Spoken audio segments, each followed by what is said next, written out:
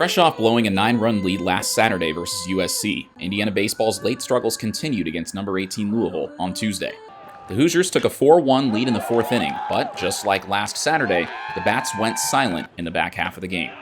Indiana's offense mustered just one hit in the final 5 innings, proving costly. Trailing by a pair of runs in the 8th, Louisville made Indiana uncomfortable. It used a bunt single to put the tying run on base, took advantage of a throwing error by freshman shortstop Cooper Malamazian to draw back even, and dealt the knockout punch with a 2-run homer from veteran outfielder Eddie King Jr., his third in 12 games this season.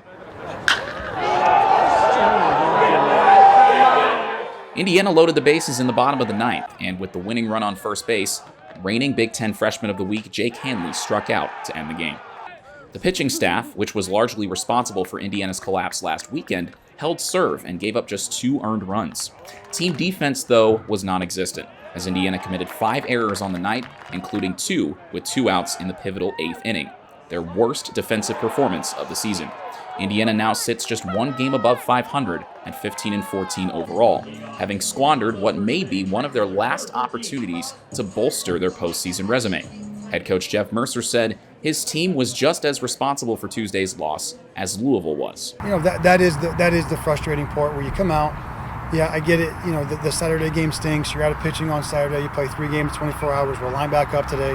We pitch it really well. You give up 2 earned runs, and guys will go out there and compete with confidence on the mound.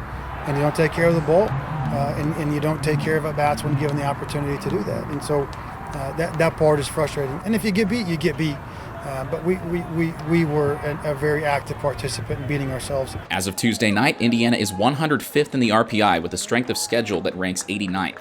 We're just past the halfway mark in the regular season, and Indiana is still struggling to play soundly in all 3 phases of the game at the same time.